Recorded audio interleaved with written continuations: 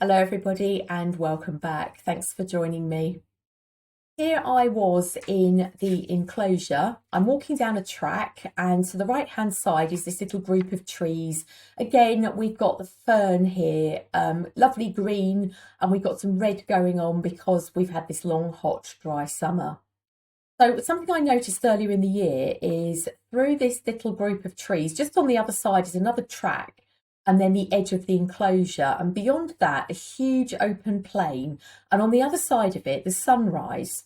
And I noticed earlier in the year, you can see just under my mark cursor here, that is the sun peeking through between these trees.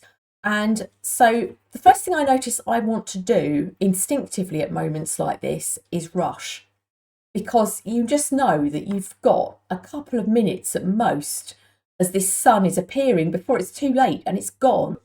One of the things that I do is I just take a second to root myself. So I've turned around and faced the scene. I've got the camera in my hand. I'm using the phone because I have an iPhone with me in the mornings, hanging around my neck, just ready for these moments. And before I do anything, I just take a second to feel the ground under my feet and just inhale, notice how it feels under your feet, and then exhale and you're ready to go. Taking that moment to just be aware just stops that instinct to rush and panic. And now in that place, this is on a 4-second exposure. I have now, as you can see, the movement here. I've moved up, but I'm also moving in, very, very subtle. So the movement up, you can just see where the branches, there's little tiny branches coming off of these tree trunks. And as I've moved up, you can just see the stagger as I've caught it. But the movement's so subtle that you can also see, because I've pushed in towards the scene, I've kept the sun, tiny as it is, in its shape rather than dragging it. And you can just see the edge of the leaves of the fern maintain their shape because my distance of travel upwards is tiny and I'm pushing in at the same time. I don't use ICM or multiple exposure for the sake of using a technique. I use it to capture what I want to express, the place and the feeling of it at that time. So what I've done is then, this is completely raw. This was the first layer. This is exactly as it came out the camera.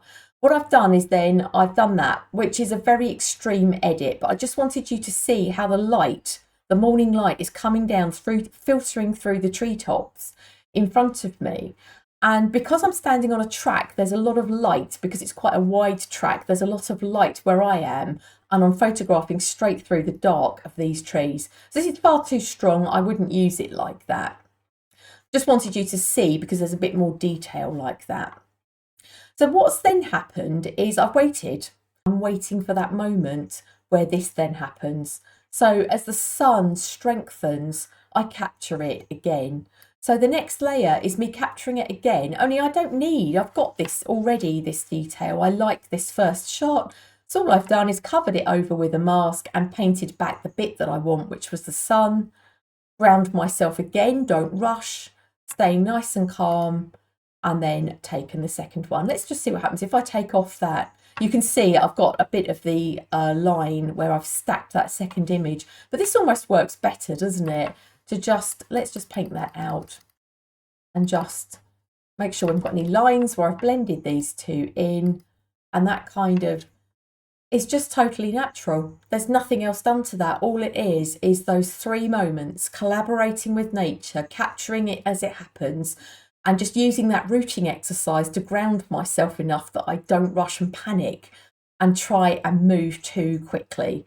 If you're wondering, this was on a 4-second exposure. So the first image that we looked at the bottom, which forms the main part of this, is on 4 seconds.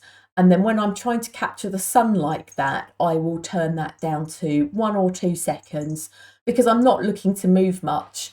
And I create the strengthened effect by just rubbing the camera on that place. So I'm not then panning, because if you did, you would grab the sun and drag it upwards. Instead, I wait and then I just use my body, just rocking up and down, rubbing the camera by moving my body. And don't forget, when you breathe, you are creating movement. There is movement in your body when you breathe. So sometimes that is just enough.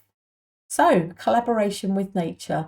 I hope that helps you with your own creativity. So if you want to learn with me, please do look at the website, The Photographic Artisan. I'm teaching one-to-one, or you can join a small group that I'll be bringing together to look more deeply at these practices starting in the new year. Okay, I hope I meet you soon, and I hope this helps you with your own creativity in nature. Bye for now.